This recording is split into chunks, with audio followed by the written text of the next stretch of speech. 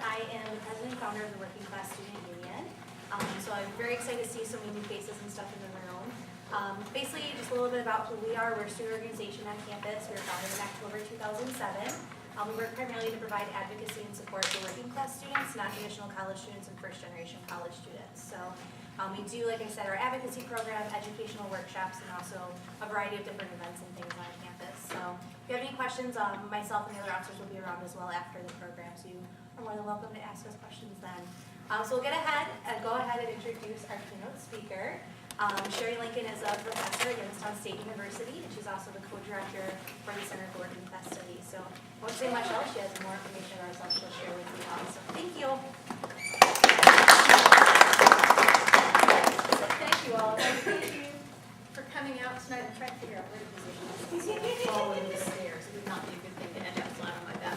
And I really want to begin by thanking China and her colleagues at the Working Class Student Union, not only for arranging for me to come and for getting themselves organized and getting all of you to show up, but for all of the work we do. Because for people like me, who I've spent the last 15 years of my life really focused on working class issues and primarily focused on the issues facing working class students and issues of class in higher education, to my knowledge, you guys are the only place in the country that has a working class students organization. And that gives me an incredible sense of hope. So I really want to thank you for doing that. If you visit the Working Class Student Union website, among the things you will find is China's biography. And she may not know this. I actually suspect you do know this. But by including that on the website, she's participating in what has become a tradition in working class studies, that we begin with our stories. Because we understand that the work we do is shaped by who we are. So in that spirit, I want to start by telling you a little bit about my story, so you have some sense of where I'm coming from and how I got involved in all of this stuff. So I will begin by telling you that I'm not working class. I don't come from a working class background. I come from a professional middle class background. My dad had a law degree. Both of my parents went to college. My father was a business executive. But my mother was an activist. She had started in the early 1960s in Washington, D.C., lobbying Congress for the Civil Rights Act. When we moved to Denver, where I grew up, she got involved organizing multicultural education programs for adults and kids, really doing what now we would call anti-racist work, but she would never have used that term.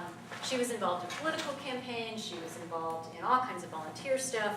And she didn't think that volunteering was something that just she should do, so she volunteered me for all kinds of things. So at the age of about 12, she would drop me off in completely unfamiliar neighborhoods in Denver with my 10-year-old sister to go knocking on doors canvassing for Democratic congressional candidates.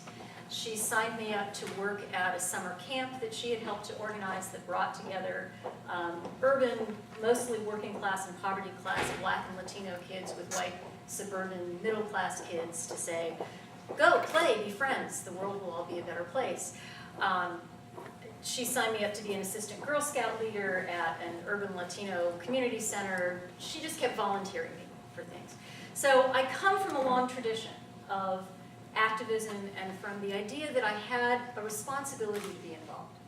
And that the fact that I came from privilege didn't mean that I should be unaware of the world around me, but in fact I needed to be out talking to people and working with them. So that's thread number one that gets me involved in working class studies. Thread number two is interdisciplinarity.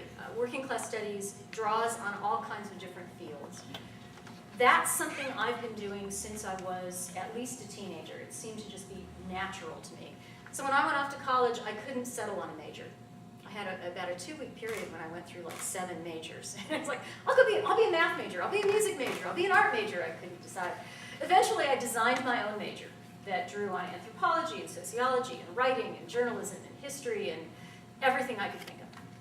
They made me take literature classes. The great joke of my college education is that they forced me to take literature. I said, I can't do literature. I'm now a literature professor. Don't pay attention when you think you can't do anything. I went into a PhD program in American Studies because it would let me take courses in social change, social structures, cultural expressions of all kinds. I took graduate courses on art, architecture, journalism, literature, religion, all kinds of different things. those two things came together for me in working class studies, because working class studies really combined activism and interdisciplinarity, but there was a third thread. For me, the driving force of my career as an academic has been teaching, not research. There are lots of scholars who are driven primarily by their passion for their research, and it's not that I'm not involved in my research, but teaching is what really gets to my heart. And it was teaching that really drew me into working class studies. In 1995, the folks who would, within the next year, form the Center for Working Class Studies at Youngstown State University were organizing the first of a long series of conferences on working class studies. And I said to them before the conference, you know, after we're done with the conference, I'm going to drop out of this effort, because it's not really my work. I don't come from the working class. My research is not about the working class. I just don't think this is what I ought to be doing. I don't think I have a lot to contribute to this. As academics say, it's not my work. And then I went to the conference, and two things happened at the conference that changed my life. One is something that doesn't happen very often in academic life. People said thank you. We do a lot of work as academics that is ignored. I was publishing articles at that point, mostly on mid-19th century, mostly obscure American women writers who had happened to oppose the idea of women getting the right to vote. I was fascinated by them, and so were 5 other people in the country who were paying attention to what I was doing, and that was about it. So to host a conference where in the course of 3 days, 50 people came up to me and said, thank you for doing this. This is so important to me that you guys are here. And this is the best conference I've ever been to, and this is just an amazing thing. Well, that was addictive. Then, during the course of the conference, I had a long series of conversations with people who taught in places like Youngstown State University, places where we taught mostly working class students, where we were trying to figure out how to work well with those students. And it suddenly occurred to me that my interest in teaching and my background in interdisciplinarity and my belief that I ought to be doing something that could make a difference might come together in all of this. And I went back to my friends, my colleagues, and said, yeah, I'll come on board. I'm going to be the expert on education. I eventually took on other kinds of tasks, but that's what I want to focus on. And my first bit of work in working class studies, beyond helping to organize conferences, was to edit a book on teaching working class students and teaching about class. And that's what really got me involved in this field, and the rest, as they say, is history. The Center for Working Class Studies was formally formed in 1996. We went on to host 6 additional conferences. We helped found the International Working Class Studies Association that is now organizing the conferences, so we don't have to organize them anymore. Somebody else does that work. We publish a newsletter. We do all kinds of great things. We've got courses on working class studies going on across the curriculum at my campus. I'll talk a little bit more about that later. And I became, by 1999, the co-director of the Center for Working Class Studies, and I really haven't looked back. Every now and then I get to teach a course where I teach about those mid-19th century women writers that I used to write about, but that's not the work I do anymore. So what I want to do tonight is talk about 3 sort of big concepts. The first is just to tell you a little bit about what working class studies as a field looks like. Who's involved, what kind of work we do, just to give you a sense of that. Then I want to answer the question that is probably already in some of your minds, which is, well, what do you mean by working class?